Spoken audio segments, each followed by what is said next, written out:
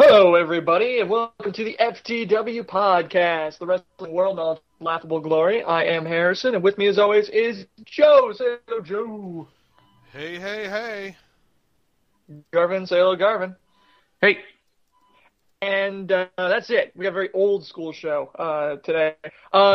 Today's WWE 2012 live pay-per-view special is coming to you live on August 18th. 2012, and on tonight's show, we're just going to talk about SummerSlam. It's going to be an absolute blast. If you're new, check out theftwpodcast.com for more about us and how to get involved in tonight's show, as well as upcoming shows. You can reach out to us on Twitter, Facebook, voicemail, text message, email. All those links and infos right there, so check it out, theftwpodcast.com. First things first, we got to talk SummerSlam. SmackDown had a couple things that affected the card. Joe, you want to walk us through that? What? Oh, you mean what happened on SmackDown? Okay, so yeah, just the two things. Right, the two big things is Randy Orton doesn't have a match for SummerSlam, and Sheamus versus Alberto Del Rio is back on, baby, back on.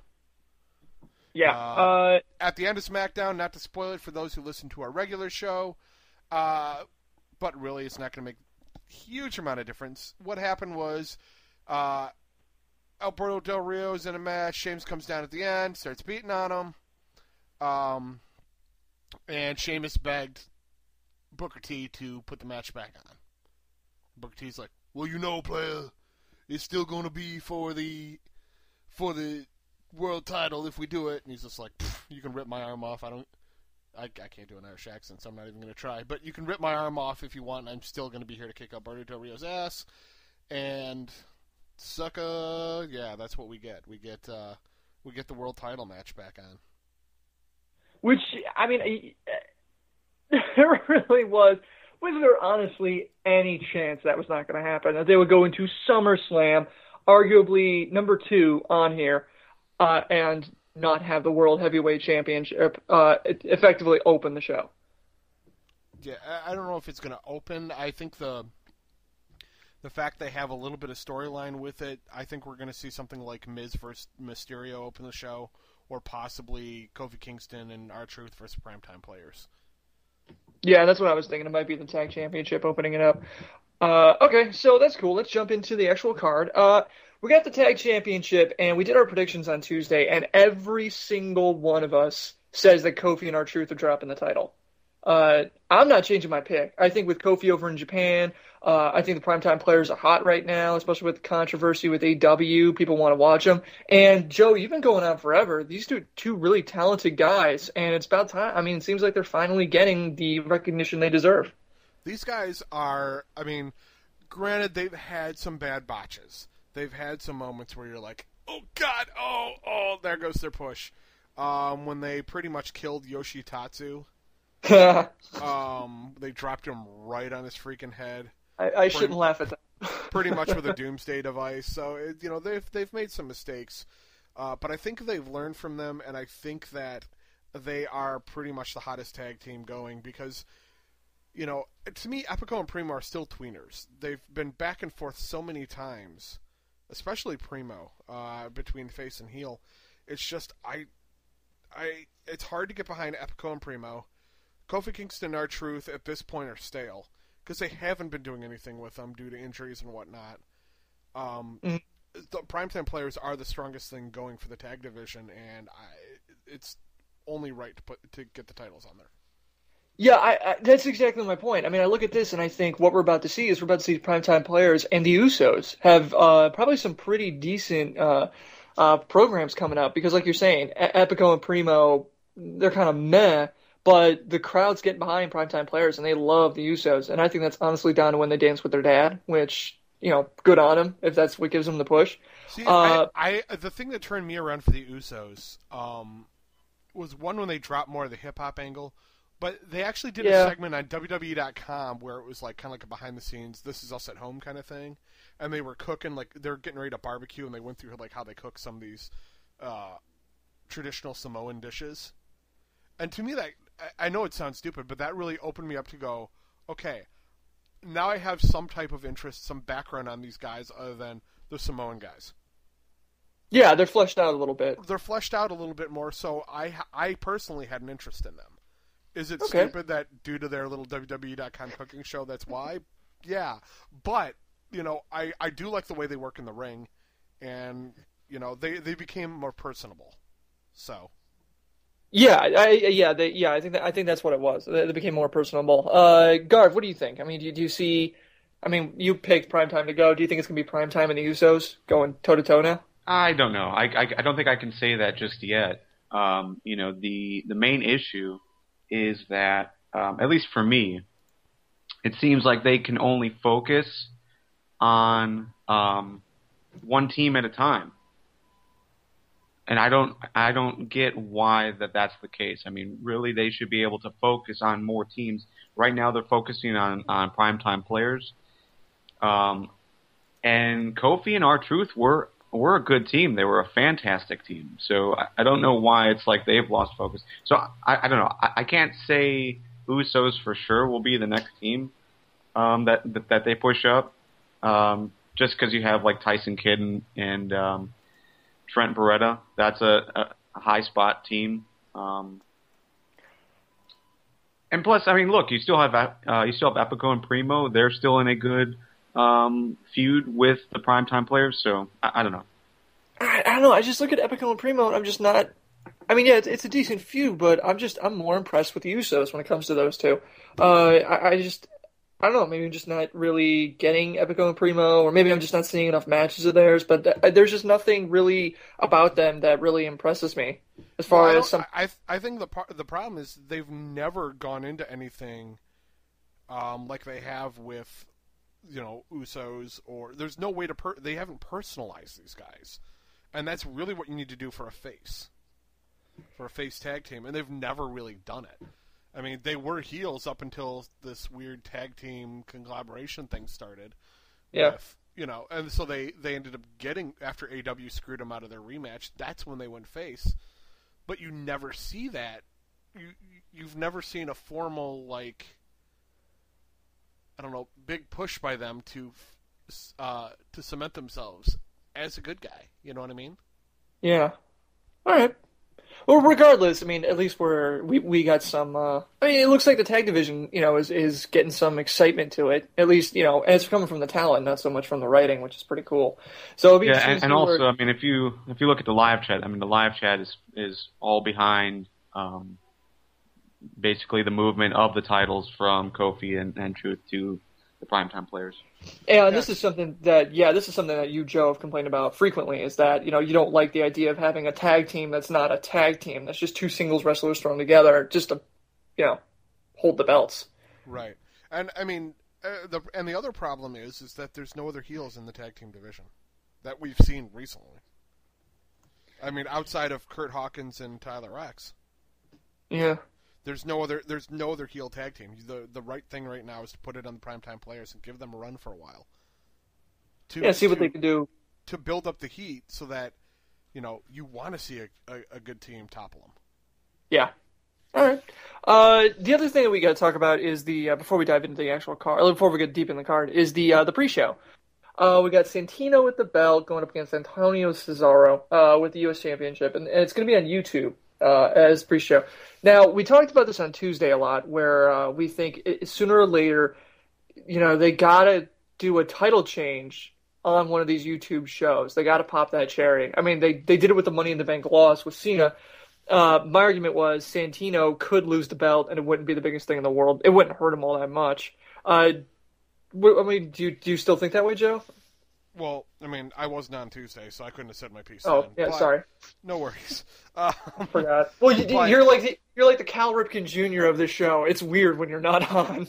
Yeah, I know, family emergencies and all, but no, Santino doesn't need the belt, and it's just languishing. The belt means nothing while it's around his waist right now, because they're not doing anything with him, and he's getting beat by other guys, consistently. So to put it on somebody like Antonio Cesaro, where he could definitely use it to elevate himself and elevate the status of the belt, I think it's the right move. That's why I've picked Antonio Cesaro to win this title. Even though it is the YouTube pre-show, we're talking about the U.S. Championship changing hands not on the SummerSlam card, but on YouTube beforehand. I mean, Exactly. this is something that. Oh, no, go ahead. I'm sorry. This is something that it's a change that needs to happen, and for them to keep doing YouTube shows like this, to do matches on YouTube, to be an exclusive, to try and get people to watch, something needs to change. A title needs to change hands. And when you've got Santino Marella there, who's been languishing, it only makes sense. And Yeah. they're not going to hand Antonio Cesaro a loss right now. Yeah, But if they're going to hand him a loss, it's not going to be by Santino. And not on YouTube before the SummerSlam show.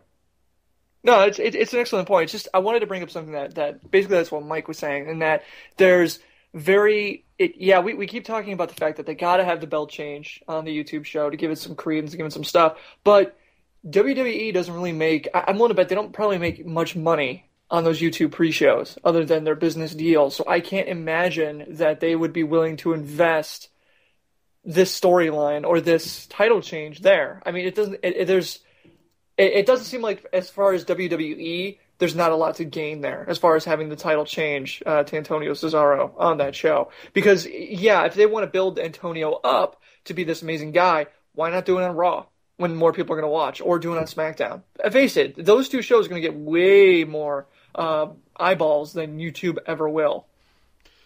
Right, but the thing is at this point, it's consistently known that WWE will be doing a match on YouTube. Now that they've set that standard, now it's time to make it worthwhile. And that's why they're going to do a title change on the pre-show.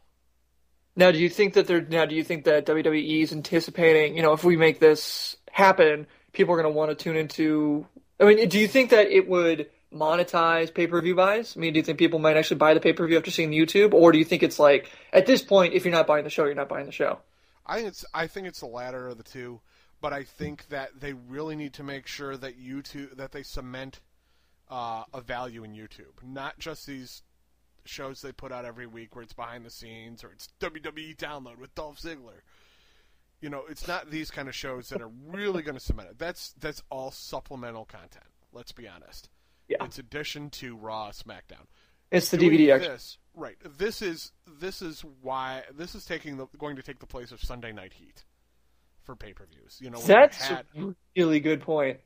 Yeah, they're going to be doing the YouTube show before a pay-per-view where there's going to be a match, and it's going to have some type of value, and this is how they're going to give it that value.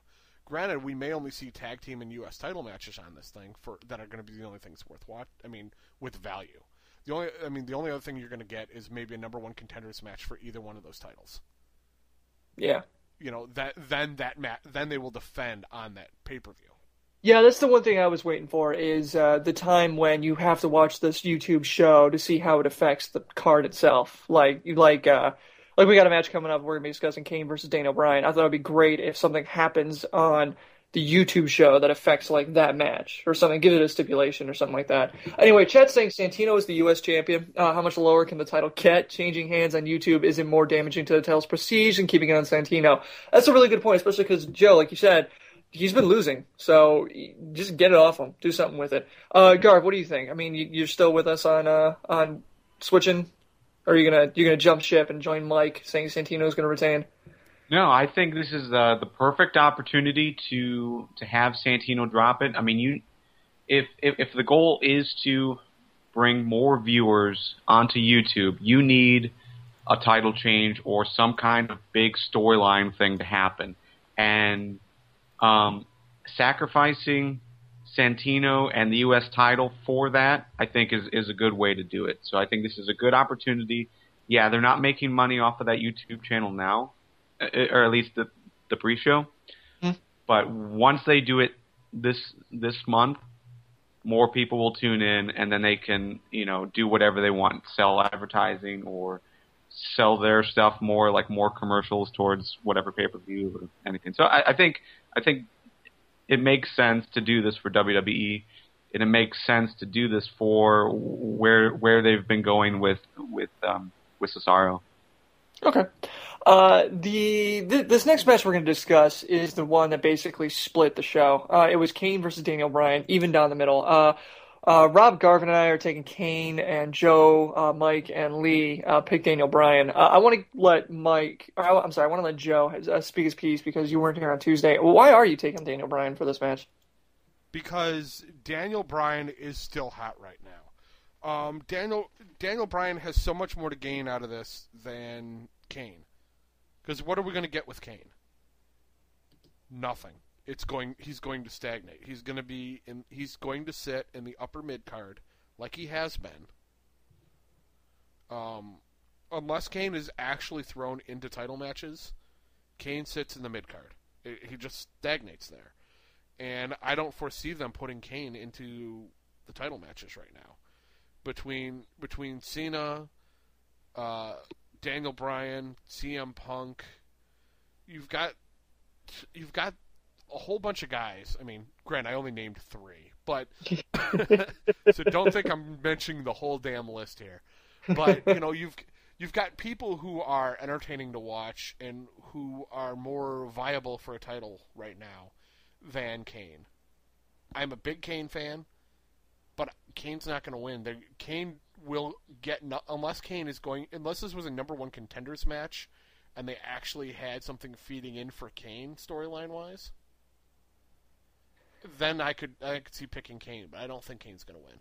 See, I disagree with you, but I disagree with you because I think you're looking at it the wrong way. The great thing about Daniel Bryan right now is the fall from grace. He is plummeting, and that is, and it's not like Santino plummeting. It's like he's just crashing, he's on fire. There's, it's just amazing to watch him go down. And he's being so entertaining while he's doing it. And you almost want him. He's kind of like CM Punk at this point. You kind of want him to be the underdog. You want him to be the underdog.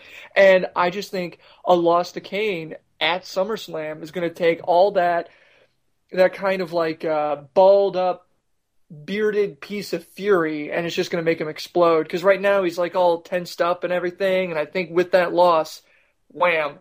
And yeah, Chad's saying right there, it's fall from grace as the crowd's still behind him. It does. The crowd is eating every second of it up as he's just, because he was in the world, he was in, main event matches at pay-per-views, and now he's just losing and losing and losing. And then AJ leaves him at the altar, and it's just, you watch him fall, and it's just so entertaining to see. So I think Kane beating him is amazing for Daniel Bryan, and I don't think Kane gets anything out of this. I mean, that's how I'm looking at it. Right, but with Kane not getting anything out of it, that's why he won't win. No, I'm saying Kane. I'm just saying the benefit to Daniel Bryan losing is far greater than the benefit to Daniel Bryan winning. And I think Kane is a non-issue. I think Kane is just a body. They could have had anybody there, except for Orton, apparently. They could have put anybody there, and that's all that would matter. I mean, Kane's just convenient because of the AJ storyline from before. See, I think that you see Daniel Bryan fight and pull this one out, right? He wins this match. But up until the next maybe for the next couple pay-per-views, he ends up on a downward spiral. Like, you think he's getting a foothold, he thinks he's getting a foothold, and then he could spiral. And that will still have the crowd behind him. Or even if he's spiraling through every weekly show, but he manages to grab a rung of the ladder in every pay-per-view match that he's put in. So basically the opposite of Jericho. Right. Where he just hangs on, and he's slowly climbing that ladder. He's getting beat down day in, day out. But when it really counts, he gets the win. Yeah. I kind of like that. Garv, what do you think? I mean, who are you going with? You like Joe, or you like what Joe's saying, or you like what I'm saying? I'm still torn. Like I said on the on Tuesday, I'm still torn about this because I can see it going both ways. But, looking at it, they haven't done anything with Kane for a while. He's just been kind of stagnant. He's barely on shows anymore. So if they gave him the win, then that keeps him with some relevancy. If he loses, I think that would really hurt Kane in general, just because he's lost every other big match he's been in this year. But with Daniel Bryan, I mean, yeah, I would love to see him win. But I think, generally speaking, the fans would love to see him lose more. And that's something to keep in mind. He is so over but not like people behind him, but with people going against him. The no chance, or I'm sorry, the yes chance is going no. I mean, it's obvious that people love to see him angry and upset and not doing well. Well, why do you think we do it to you? Because it's the beard, man. It's that little fidgety beard, short hair, you know, you're like little dwarves that are just angry at the world. And that's hilarious for you. It is. You know? It's really fun. Yeah. I mean, like the way we... But one other thing to remember. Charlie Sheen was originally advertised to possibly be a part of this match. I mean, but they haven't said anything about it. Is he completely out, or do you guys think that they might bring him in for this? Oh, he's gone, dude. He's dead weight. He was dead weight when they brought him in before. I think they made their mistake when Charlie Sheen. Charlie Sheen's going to be our social media ambassador, and he canceled his Twitter account. Yeah. Really?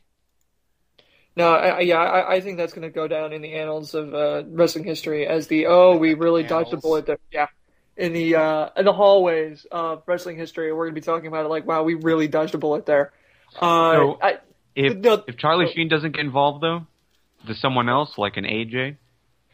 I mean, maybe, but I'm against it because she's the GM, and she's only just now become the GM, and I think she's the first female Raw GM ever. So I think having her brought into this kind of weakens her position right now. Maybe like in a couple months she can start doing stuff like that, but I think for right now they have to establish her as a stable and powerful presence and not get meddling in the the day-to-day. I mean, what do you think, Joe? Do you think that's fair? I don't know. I could see AJ getting involved in some aspect because she has been involved in a lot of his stuff lately. But I think every time she's done so previously, she's screwed him over. So I think this is the time where he flips it on her. He manages to still pull it out. Even if she tries to screw him out of it? Yep. All right, maybe. Moving on, the Intercontinental Championship. Every single one of us, except for Joe, picked Miz to retain. Joe... Come on, Parma, hometown boy. You're going to tell me that... I love The Miz. The Miz is awesome. He is epic. I would love to see him do more, if he retains, it's awesome. Because, The Miz is, as they say, awesome. But Rey Mysterio, just coming back, I understand he's on his second strike. Yeah. But... Rey Mysterio can be a placeholder with that title for somebody. I can see Miz moving up the card for this. Already? Keep in mind, Miz only just came back from that movie, and he just grabbed this belt. What? Last pay-per-view. I know that. It's like 4 weeks. But to put it, if they want the belt on Mysterio, for example, this is the best option. It gives Miz some instant heat when he comes out and beats Christian. When he did that, it's not like Miz was in a suspension. Miz can go up from this, especially once they start plugging his damn movie. He may not do it, as they've storylined here that he's not going to do it. But once WWE starts doing it, they're gonna push him. Yeah, I mean, you have a really good point. The only problem I have with it is that Miz just came back. I don't see anybody really at the upper card that he would really be able to feud with. I mean, the only one that might work would be like Daniel Bryan, but then you got a heel versus heel thing. So unless you're going to turn Miz... Sheamus? You got Sheamus? Oh, Sheamus and ADR, I see that. That's got some legs, man. That's going to keep going for at least another month. God, I hope not. Sheamus, Punk, a Miz-Punk feud? That could be entertaining. But Punk's doing this tweener thing, and I think the problem... But when Punk's doing the tweener thing, Punk is much better doing that as an underdog. It's hard for him to do it and say he's railing against the establishment and no one understands, or the world, the WWE champion deserves to have... It's hard to do that when you are literally the top guy. So I think him feuding against Miz doesn't work. Him versus Cena makes sense. Him versus Miz, not with the way that storyline's going. We could see Cena grab the title, and then we could see Miz versus Cena for a while. It's not like they haven't fought each other before. That's a really good point too. You just have to have a face out there. Miz can work with anybody. Say what you will about his ring work. His mic work is impeccable. Oh, absolutely. He is gold on the mic, and he's getting better with the ring work. I mean, he's not, he's not up to like Daniel Bryan levels or anything like that, but he's not terrible. I mean, he's not Orton. Right. So God. there's that. I mean, do you see Miz retaining heel, or do you see him possibly going tweener, maybe face? There was a time where I thought he could go face. I don't know right now. All right. Garv, what do you think? I don't think there is any way they would have Miz drop the title. It doesn't make sense. I mean, if they're technically punishing Orton for his 2 strikes by not having him on SummerSlam, there's no way they would just put the title on Rey Mysterio without any type of build. Merchandise sales. Pardon? Merchandise sales.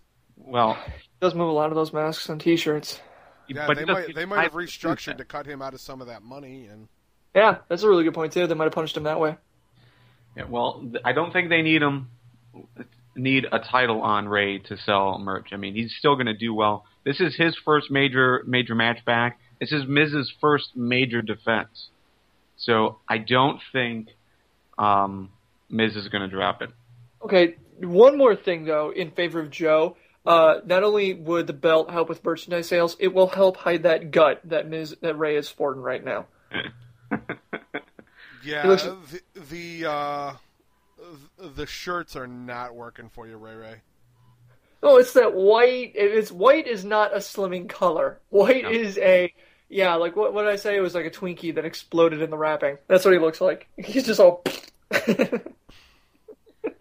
Someone needs to get some crunches in. Okay, so that's where we stand. Okay, Joe, we talked about this a lot on Tuesday, and we didn't quite land on where this is. Do you see the Triple H versus Brock Lesnar being the main event? Brock is on the poster, but you have the WWE Championship. I don't know. I know. I mean, it's a tough call. I don't think it's going to be the main event. Really? Yeah, because you have Cena and the WWE Championship in one match. Yeah, that's but they've done that before where Cena was in a championship match and he wasn't the main event. I'm trying to remember what. It wasn't, but the thing is, the other thing is, it wasn't like SummerSlam. It was like probably like No Way Out or Extreme Rules or some bullshit. But no, I think that I think we're going to see the WWE Championship as the main event. But Triple H versus Brock Lesnar. Will we see a resurgence of HBK? I think we will. Oh yeah. With them saying that he's not going to be there, but I expect Brock to win this, and I expect Brock to win this cleanly. Clean. Well, yeah, he's got to win. I mean, because we've been. No, it's going to be a definitive win. It's not going to be a DQ. Wow. So this would be the second. But here's the So interesting facts. This is the second match essentially for Brock, right? Because he had his debut match against Cena where he lost, and then now he's got Triple H. So this is only his second match. This is Triple H's first match since Taker, where he lost. Yep. So that Triple H comes back to face Brock Lesnar, and then loses again. I mean, Kevin would be destroyed. Could just be. Well, that's Kevin. I could just see him on the couch with the pillow around his waist, just crying gently as he rocks. He won't see it. He'll still be coming back from Gen Con. Oh, yeah, that's right. Yeah, I forgot about that.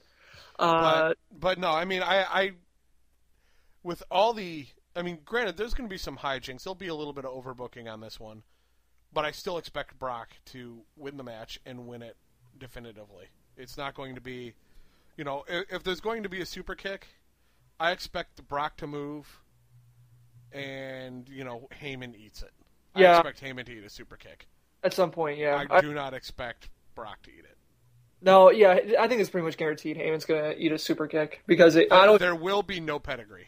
There will be no pedigree hit on Brock. Whew, really? That's a lot of meat to be able to lift those arms up. I don't know if Brock even bends that way. See, I'm almost thinking that if a super kick happens, it's not on Heyman, it's on Triple H. You think Brock or Heyman will move and Triple H will... Yeah, I think that would be a bit more compelling. But, go ahead, Garvin. I'm sorry. Well, I back you totally, Joe, as far as your reasoning. But the other thing to consider is, this is Brock's second match. He needs to win if he's going to be considered any type of legitimate threat against whomever he goes up against. I agree completely. There's been those rumors that we might see Rock versus Brock. There's also Brock versus The Undertaker. You need to make it seem like he can actually win those matches. Otherwise, what's the point? Right, and Brock, I guarantee you, needs this win. If Brock doesn't win, he's going to languish just like Jericho did. And there's going to be no point in making all this hubbub about Brock Lesnar coming back if Brock Lesnar is just going to eat shite. Yeah, exactly, Joe. And the other thing is, no hemming and hawing from Heyman is going to put poor Humpty Dumpty Brock back together again. Jericho, we've gone on and said forever that, he needs a win. He's still on camera. He's still able to turn a crowd. But that's Jericho. Brock Lesnar is not Chris Jericho. Jericho is brought back to build other guys. Yeah. If we look at the history here of since he came back, that's all he's done. He's helped cement guys and push a lot of fans past the Attitude Era that we keep still languishing for, because that's when everything was so exciting. Yeah. And I think the problem with that is that, you do need to move on, because WWE doesn't have the competition it had that was WCW, where it was two powerhouses going at each other. Love TNA to death. We'll just finish watching Impact this morning. Seeing Brooke Hogan take the fall. Awesome. Yeah. But Poor Brooke. Yeah, poor Brooke. But but hey, Taryn Terrell, aka Tiffany, great to see her back in the ring. But we need to move on. That's what Jericho's done. I understand that Brock Lesnar's still part of that slight post-Attitude Era thing. I get bringing him back, making him a powerhouse so that somebody can be elevated when they finally crush him at a huge pay-per-view. This isn't the time. It is not time for Triple H's ego to be advanced. See, that's the thing. I disagree with the idea of Triple H's ego. I would say that he has a lot of swagger when it comes to him.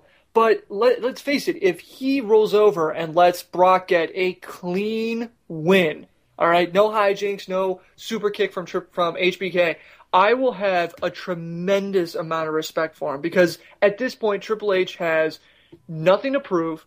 Right, right. I'm saying Triple H's ego gets advanced when he beats Brock. Right. If that scenario happens, it's not going to happen. The only thing that's going to get even more stupid is if Triple H loses, Triple H can beat Brock. Brock gets pissed off and goes after, I don't know, Nash, and Nash beats Brock. Something stupid like that. Then it's all ego. Then the entire thing is ego. Try to tell me that would be the worst match you've ever seen in your entire life: Kevin Nash versus Trojan Brock Lesnar. If that's the case, I want to see Brock do the shooting star face slide. Poor Brock. Oh man, because when you're going up against Nash, you'd have to carry pretty much everything. You'd have to actually carry him like a marionette and get Nash to hit you. That match will rival Brock versus Goldberg. Oh yeah, but the problem with Brock versus Goldberg is we wanted to see it so bad.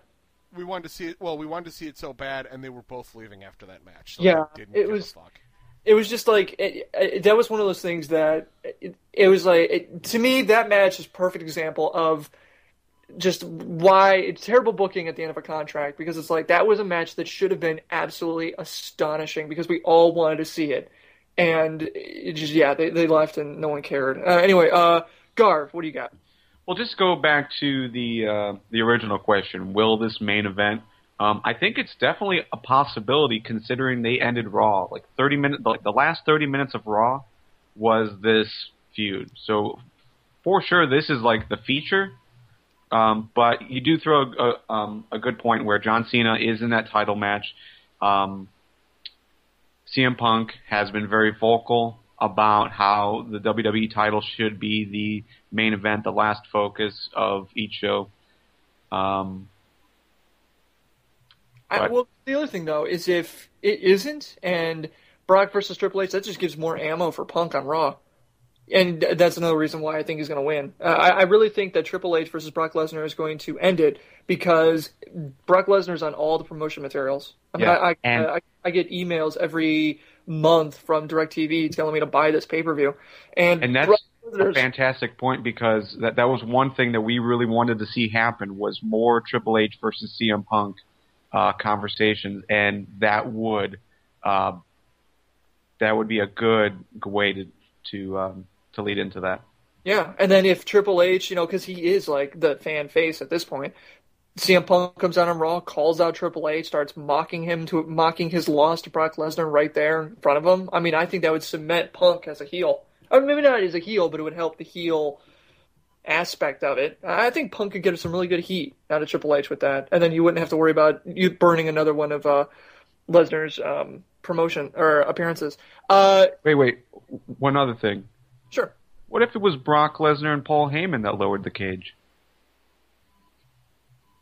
Was Brock signed at that? Go ahead, move on. No, dude, it's clear. It was Hornswoggle that moved. Wow, that would be hilarious. What if it was Brock and they're back there lowering the ropes themselves? They show like grainy black and white footage from a security cam. Depending how this match goes, do you think that we'll see a contract extension for Brock Lesnar? Because his is up. He's got a whole year and 30 some odd appearances in total. He's used what, maybe 8, 10? 10. So he's got 20 to go. We got the rest of the year until WrestleMania. I could see Brock versus Rock. Depending how this goes. Well, anyway, Dolph versus Jericho. This, Garvin, you are so wrong. I love Dolph Ziggler to death. I think he's the future of the company. He's losing it. Harrison, I'm changing my vote, actually. I'm changing to Dolph Ziggler. Are you? I'm going with Dolph, baby. Come on. All right, Dr. Ziggles? Yeah, I mean, Dolph makes sense here. They need to put him over. Jericho has made it very clear in his past matches and what he has said in interviews in the last couple weeks that he is back to put people over. Dolph needs that. Right now, I mean, yes, he has the briefcase. He won that match, but that's really the biggest match that he has won in the last year. Yeah, Nothing else has really put him over and put the spotlight on him. Yeah, I mean, if you look at it, Jericho, I mean, it's been said over and over, and this is part of what's driven me over the edge, is that Jericho is he's done. Like, he's doing a Fozzy tour. He doesn't need the win. That's the thing, though. One, we don't know the details of the tour. We don't know how long it's going to be. He was on tour with Fozzy before, and he was still making appearances on Raw. So I don't think him going on, because all of his tour dates were like in the middle of the week or something. So he was they were all like at the end of the week. So he was able to fly back and make the show on Monday. On occasion, granted, he wasn't there week by week, but he was still on tour with Fozzy at the time. I mean, he went from England. He had a tour date in England, and they even promoted it on Raw. And then he was back the next week. So it's, for me, I think it's going to be Jericho, and I think it's going to be Jericho because I think Sheamus versus ADR is going to be in the beginning of the card. Sheamus is going to win. Dolph's going to cash in, get the belt, and then we're going to have Dolph versus Ziggler for the belt. At that point, Dolph Ziggler has beaten Sheamus, has the World Heavyweight Championship belt, so he's kind of gotten over with that. And I think Jericho wins because he gets the big one with the win like that. Then I think on Raw, Dolph does the rematch clause and then wins it back. Yeah, I know this is like you're thinking 8-12 steps ahead, but I see this playing out because at that point, Jericho gets his big one victory, to kind of go out on a high note. Still drops the title to Dolph. Dolph still gets over. So I think you still get all those elements that both these guys need with a scenario similar to that. I don't think it's really going to go like that because I'm literally just pulling this out of my ass. But that's how I'm looking at it. And so that scenario to me makes more sense than Dolph just getting a clean win over Jericho. But if you put that scenario into place, what you're saying is your new world champion is the weakest champion that we have ever had. Now, how do you say that? Because, yeah, he would have gotten the world... Because he couldn't... He had to use the Money in the Bank briefcase and then lost it the same night. I mean, that's the same... thing that they did. Well, not the same thing, but the same general premise of WrestleMania with Daniel Bryan and Sheamus. You take the title off of him in such a weird scenario that has the potential to hurt Dolph. I think that would hurt Dolph more than help him. Even if he wins it back on Raw the next day? Yeah. I think if he's going to cash in and get the title, he needs to do that after his match with Jericho. Because if he loses the title to Jericho, that makes no sense at all.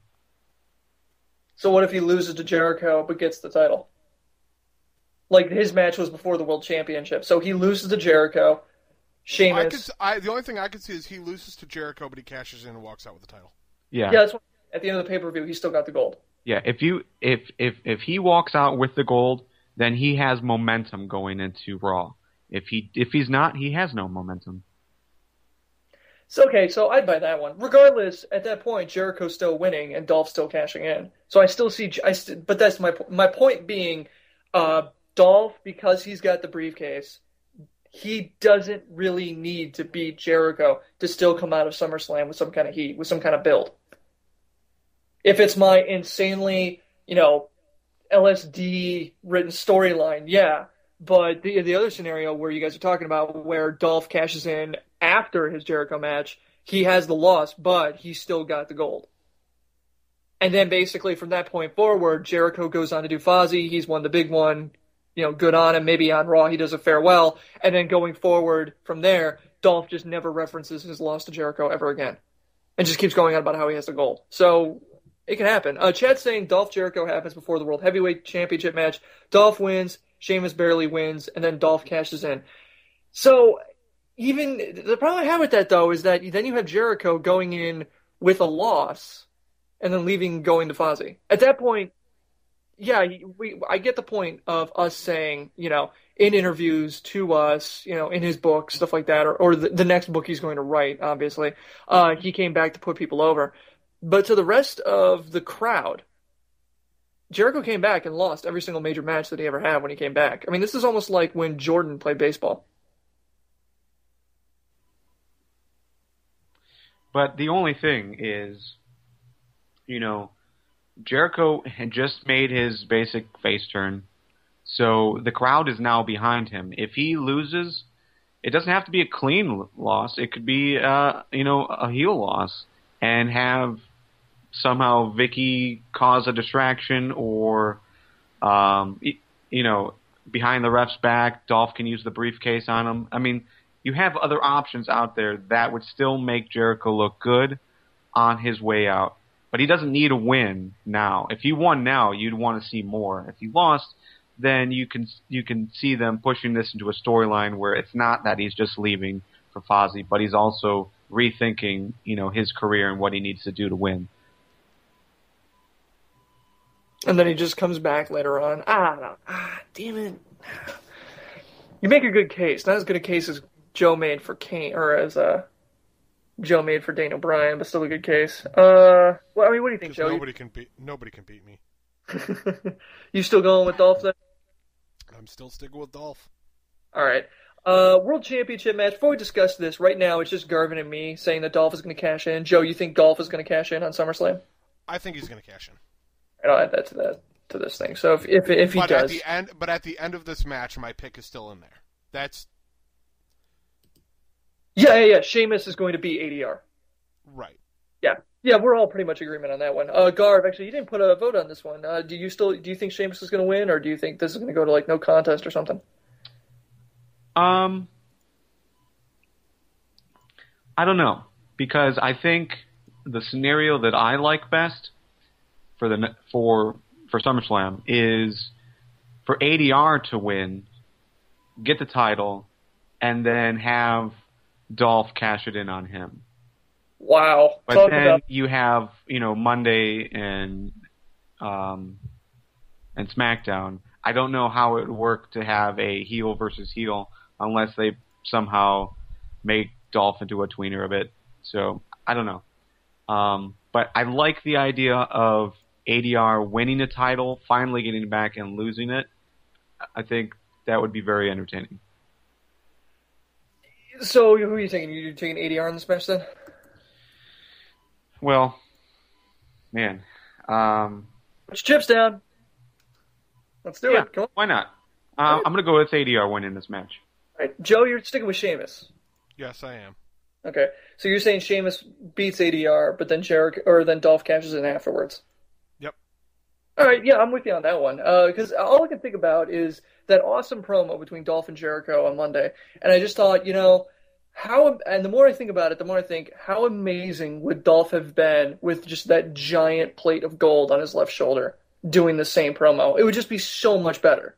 It would be like, it's like Miz. Miz is great on the mic, but when he's able to like hold that belt and use it as a prop and kind of point it at the guy, it's just those little subtle things that just make it so much better. And I think Dolph is at that point now where I'd like to see him have some gold and have some swagger to go with his gimmick. So I really hope, at the very least, he walks out of SummerSlam with the belt. Well, I mean, if you're looking for swagger, he's just sitting in the back room if you want to get him involved. Happened to him? Oh, jeez, talk about a non-starter. Well, he had the belt for a time, at least. We'll see what happens to him in the coming weeks. WWE Championship. CM Punk. We all picked him to win versus Show and Cena. Anybody planning to change their vote? Because, I mean, Punk's on a tear. There's no reason to take the belt off of him now. No, I'm keeping my vote where it's at. Yeah, there's no way I'm changing. And just to rehash what we talked about on Tuesday, if CM Punk is going to continue this whole shtick where he's saying he needs respect, he's going to basically take the respect from people. He needs the title to do that. He needs the title to remain strong. Giving the title to Cena or Show doesn't really make sense. Yeah, I'm with you on that one. I mean, of these three people, there's no way that it would just be a mistake to give it to Show. Maybe Show cost Cena the match, and then we have those two going at it. I don't know, but I really, really, really want Punk to stay because, like that whole thing where. That whole thing where Punk's just railing against the fact that he's not the main event and, he's got the belt. The idea that he would win, have the belt, and then Triple H and Lesnar as the main event of SummerSlam, it would just give him so much ammo. Chat's saying, here's where I suggest something absurd, and it is absurd. Do you think that there's any way CM Punk could hit the GTS on Show? No. I would love to see it, honestly. I would love to see him hoist him up. If we're going to see fucking Super Cena with the attitude adjustment on Show, we can see the GTS on Show. Will it look horrible? Yes, I guarantee it. It won't be pretty, but we could see it. Yeah, it'll be a terrible, terrible experience. I'm just trying to think because it's not like the AA you could argue is a little bit easier because all you got to do is because you got to flip the guy. Punk could probably hold Show on his shoulders. It's getting the clearance of up and over his head. It's his rate of drop as he comes down to make the knee connection. Let me get a pen here. All right, so Big Show will end up standing on his feet and bending down to take that knee. Hang on. Okay, so we got Either Delta. that or you're going to blow out his legs. Yeah, we got Delta speed. The gravity is 9.8 meters per second squared. He's not picking up that much speed at that point. Well, no, that's the acceleration. He's not hitting terminal velocity. Hit terminal velocity, but that's the acceleration of gravity. So if shows what 400 pounds, 500 pounds, 400 pounds. He's around 400. It's 400 pounds. Oh, I got to convert that to metric. Okay, and so Punk is about 2 meters high. So we gotta get Show 2 meters in the air, and then fuck it, I'm not doing it. Anyway, the point is, I just don't see Punk clearing Show over his shoulder, just clearing him over his head. I mean, yeah. Well, and the other thing is, if Show can't take an RKO properly, he's not going to be able to take that properly. Yeah, because it's not hard to take an RKO. Although it's really not that hard to deliver an RKO, and Randy Orton screws that up consistently. No, you're right, because Show has to make sure that his head hits the knee before his feet do, or else it's going to look weird. So, and that's the other thing, is Show is a lot taller than Punk too. But bottom line, no. We will see the elbow drop, though. I have no doubt about that. But yeah, I don't think it's going to happen. All right, so awesome card so far. I mean, this should be a pretty good show, guys, right? I mean, a lot of things, as far as I'm looking at it, I'm looking at this not so much as the finish for a lot of things, but the next step for a lot of things. I want to see where Lesnar goes from here, where Miz goes from here, where Dolph goes from here. Definitely primetime players. I want to see what they do with those guys if they come out with a win. Anything you want to see coming out of SummerSlam, like you're really looking forward to in the coming weeks? I'm looking forward to the Dolph Ziggler push and the tag team division. I really want to see something happen with that, especially if we're going to see Hawkins and Rex re-enter the tag division as a solid team and with their apparently stripper gimmick. Yeah. What the... I mean, are they going to become Billy and Chuck 2.0? I know a lot of people hate the fact that we'll say like, "Oh, this is so and so 2.0," but you're not far off from "You look so good to me." Yeah. Oh, she even did the song. That's awesome. Pretty well on key. Nice job. Garv, what do you think? Looking forward to the strip show? No, I'm not looking forward to that. But yeah, what I'm looking forward to, as far as next step is what they do with Cesaro if they put the title on him. There's a lot of awesome things that they could do with it, such as drop the U.S. title, change it to a European title. Oh, yeah. And then you have your third-tier title for there to be a Golden Crown winner, or the... the Triple Crown. The Grand Slam. I'm sorry. Thank you. Miz already has the Triple Crown. He should have the Grand Slam, but, that's politics. Yeah. We talked about this before with the U.S. title, that we like the idea of ADR getting it and turning into the Mexican title to give him, huge heel heat. So you think the only problem with that, is that you're basically making up a title. But there has been a European Championship. It wasn't WCW, right? Or no? It was WWE's title. Yeah. WCW had the Intercontinental. What? No, WCW had the U.S. title, they had the Cruiserweight title, and what is now the WWE World title. I thought it was the IC, the Cruiser, and... No. The Intercontinental Championship belt has been in the WWE for years. Okay, all right. Yeah, all right. And regardless, I mean... I ought to smack you in the face for not knowing that. Yeah, I mean... That's pretty bad, Harrison. Okay. But yeah, if they were going to do something like that, I think Cesaro changing it over to the European title makes sense, just because he's been pushing that whole "I'm going to speak whatever in five languages" type of thing, and they've all been European. Nope, we lost you, Garvin. Garvin, you there? Did we lose you? Yeah.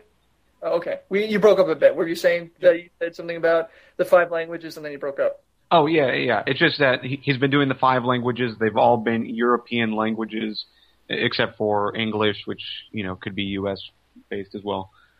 It is? I think it is. I mean, Lee's not here, though, so... A little jingle for your Saturday afternoon. The other thing that I'm looking forward to after SummerSlam is, just like Joe said, the tag team division is what they do, especially with the rumors that they might be doing more... or giving the tag team division a little bit more emphasis. Okay. Now this would be wonderful. And one thing just to throw out there, win of the weekend has got to be the Tyler Rex Kurt Hawkins finishing move. Their new it's one? Like the power slam neck breaker thing. It was fantastic looking. Yeah.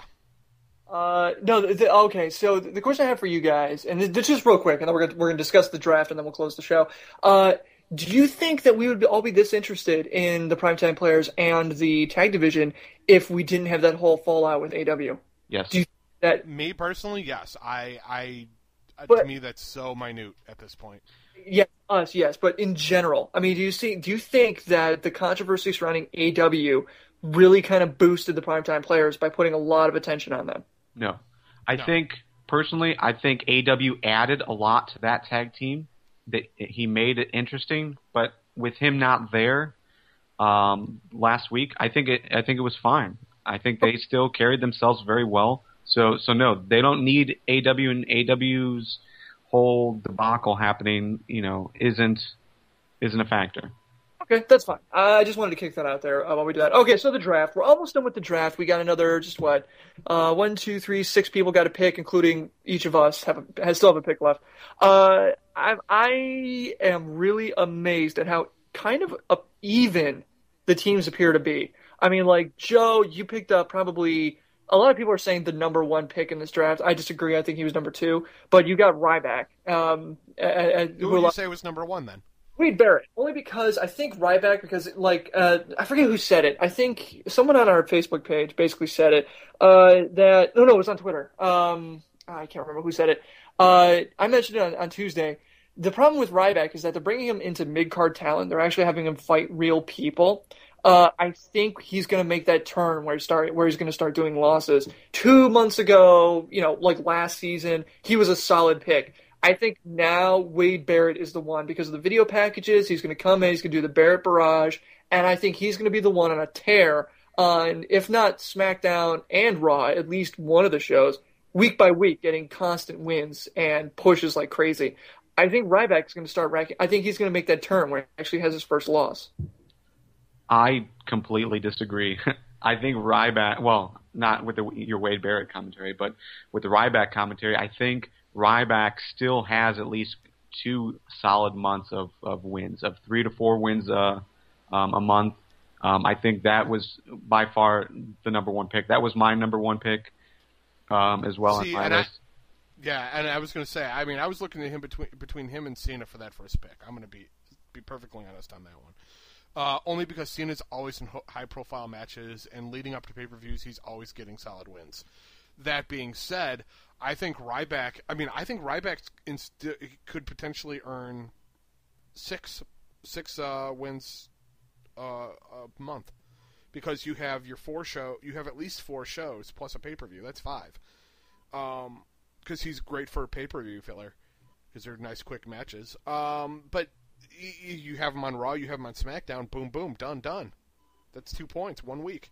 Yeah, I look at it and I think, as far as the entire length of the draft, though, I just don't see Ryback. Like Garvin said it, you said it yourself, 2 months. Well, we still got a lot more time left we got a whole month after that. Plus, but I can dump him at that point. Yeah. I can pick up somebody else.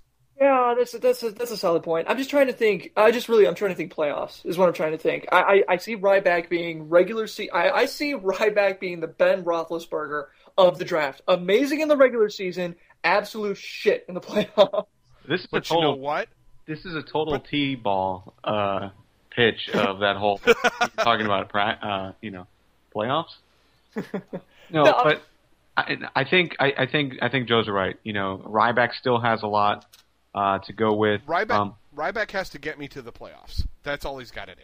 Okay, yeah. In that case, then I can see that being a solid pick. But I wanted to pick. I went with Cena because like they said, easy points. But at that point, my draft board was Barrett, Ryback, Cena was for my first round. For exactly the reasons you guys are talking about. It's just that I think Barrett is going to continue to rack wins through the playoffs. Maybe not as many initially as Ryback will, but I think overall, once we see the stats at the end of the year, I really think Barrett is going to have more points than Ryback for whatever reason. That's just my gut is saying that because of the video pushes. Because the other thing is, Wade Barrett is a known entity. He's already had a major push with NXT and Nexus. So I really think this is going to be a huge deal for him, and I see him really guard. For me, Wade Barrett would have been a 2nd or 3rd round pick. For those of you who are curious what my 2nd round pick was going to be, it was going to be one of the 2 primetime players. Yeah, you picked up Devon. But I picked up Devon, and I picked up who the fuck Jimmy Uso. Jimmy Uso, because I expect the Usos will probably get some matches to build them up toward a tag team championship. Everybody seemed to pick the primetime players to win gold. That's some easy points right there, and you figure they're going to have at least one good title defense before they drop it. Yeah, but the problem with the primetime players is I really don't see them getting week by week matches. I mean, because you can't think in terms of pushes, you got to think in terms of week by week, which is why I never go with. I mean, first off, I never go with a diva, but even my first knockout pick, I mean, I picked that was in third round. I picked a knockout. I was really debating going second round with it, but I'm like, just because you don't see many knockout matches week by week by week. Like I was telling Garvin in the chat, if it was up to me who I wanted to see a push, it'd be Ezekiel Jackson all day. But it's not who you want to see win. It's who's going to get wins for you. And that's why I went with Cena first round. Second round, I picked up Show, I think. Yeah, I picked up Show. And third round, I got Madison Rayne. Yeah. How does your third round pick hurt right now? With her dropping the title back to Miss Tessmacher on Impact.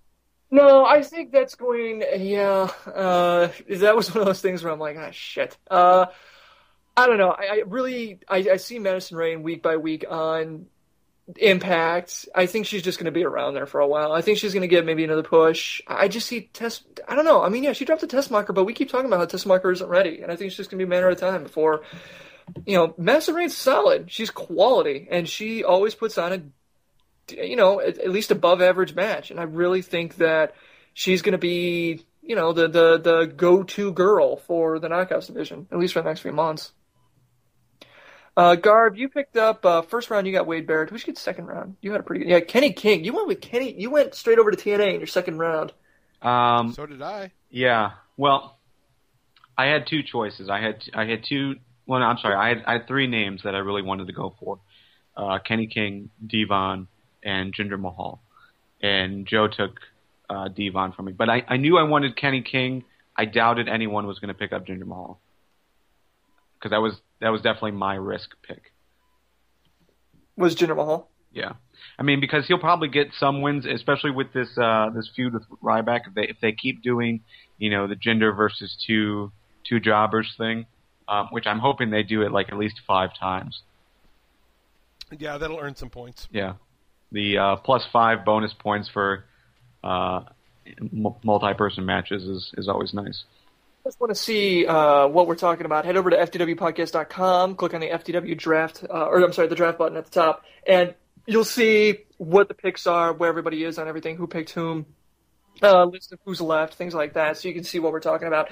When you look at this whole draft board so far, and granted, we got 6 more picks to go, 3 of them not being ours. Is there any real head scratchers on here? Because I got one. As far as picks that people have made already? There's a real head scratcher because I got one. Yeah. I've got a whole team, and Garvin was the one who brought it to my attention, and I agree with him. You got a whole team of people. You wonder. Yeah. You got a whole team of. Okay, first 3 rounds. Amanda, what the fuck are you thinking? Yes. Let's just go right there. Yeah. Well, Austin Aries will probably provide at least 1 win a month. Brock Lesnar in the second round. What? Yeah, Jericho in the third. In the third. That's, like that one. That one's not. That one. Yeah, both of them. I remember when I was picking mine, I was like Show, and then I saw that Brock Lesnar because it went Amanda, then Lee, then me. Lee picks. And then round 4, she picks up Anderson. Yeah. Here's the problem with Amanda's team. Anderson is the best pick that she has on there for Mr. Anderson in the 4th. No way. I give her Aries. Aries is probably her best point. But as long as the title is on Aries, he's not going to have a lot of matches. Exactly. TNA is not WWE. They're not going to put him in a match every week. He'll be. Aries has the best. No, but if he takes on the role of the fighting champion, he could. Yeah, but. That's a reach. I think he's going to be more of like how he's been doing those backstage management segments. He's kind of like helping run the show type of thing. He's going to be more segments really than matches, which is sad because he's amazing in the ring. Anybody else on here? I mean, Kurt Angle in the first round. Yeah, that was a bit surprising. I mean, of all the people we could have picked, there were a lot of people left. A lot of people after that. James Storm, Sandow, maybe Cesaro's great pick. Randy Orton. Great pick. And Randy Orton's a decent pick because he's probably going to get somewhat of a push. Even Daniel Bryan. I mean... His losing streak can't go on forever. Yeah, I mean... But it's interesting to look at the first round, and you've got most of your title holders right there. And then you get to the second round. And these are the guys that should be holding the title for the most part. Guys who people are hedging their bets on to pick up a title or just to get a number of wins. Well, yeah. As far as titles go, I mean, Layla was just picked up in the fourth round by Scott. That's because Divas matches aren't shown a whole lot. That's the thing. I mean, Santino, the U.S. champion, he wasn't picked up until the fourth round. Well, that's because Santino, and he usually loses. Why would you pick Santino at all on this? Same with Robbie E. Robbie E has a bright future ahead of him. Yeah, he's doing amazing in the Bound for Glory series. Yeah, but I got to be honest, just that blew my mind that Brock Lesnar went in the second round. I mean, I could give you my fourth round pick. My fourth round pick's gonna nope. You guys got to pick, so I'm not doing that. Yeah. The other thing that I thought was kind of a head scratcher, just because it's another really risky pick, and that was Mark Henry by McBride95. It's just that we don't know when he's going to return. Third round. Ooh, yeah. Well, what's the rest of his team look like? Bobby Roode in the second. Good pick. AJ Styles in round one. Actually, he's got a pretty solid team. He can afford to make that pick. McBride's 95 on Twitter. Yeah, because he's got Bobby Roode and AJ on his team. I think Mark Henry was a smart pick. Yeah. I don't think Mark Henry is a smart pick, but I think the other two are. Yeah, he's definitely banking on some good TNA points. Yeah. It's definitely a pick that it'll be an awesome pick once they enter the scene. Like my pick from last year with Karma. Karma would have been fantastic if she ever wrestled. Or my pick for Orton. God damn it. Stupid wellness violation. There were a lot of bad picks. Well, no, I mean, last season I just got screwed. That's just what it was. I mean, You got screwed. Okay, yeah. You got screwed? Okay, all three of us got screwed in some capacity last season. Yeah, Joe, you take the cake for getting screwed on that one. RKO Voices coming in the third week still beat me. Yeah, which is kind of funny because he picked up all of our cast-offs and still came in, and yeah, he did pretty well. What did he pick? You got CM Punk, Ben Wyatt, Bray Wyatt. Oh yeah, the FCW NXT thing. I was wondering who was going to be the first person to do that, and it was RKO Voices going for Bray Wyatt, and then Scott, well, I guarantee you, just Googled NXT champion and then just picked that guy. I guarantee that's what he did. So it was one of those things. Is I was wondering, man, second round, late second round, yeah. I was wondering when that first dive in NXT was going to happen because NXT is going to be one of those things that we don't really know a lot about, but you have amazing opportunities to pick up great points if you know it. If you're lucky enough to pick someone who's going to get a push in that. I think picking anybody in NXT is a wild card at this point. Because with the changeover and everything, I mean, you don't really know who's going to get pushed, who's not going to get pushed. It's very hard to predict, and we really haven't been covering it. I mean, I know I've yet to watch an FCW match at all. I've watched a few. They're not bad.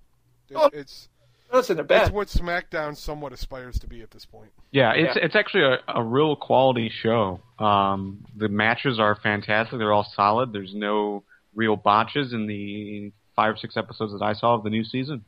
It's just a lot of good matches. It just you don't know how long they're actually going to be down there. Yeah, because that's the other thing. None of them should really be down there. That's how good a lot of those guys are.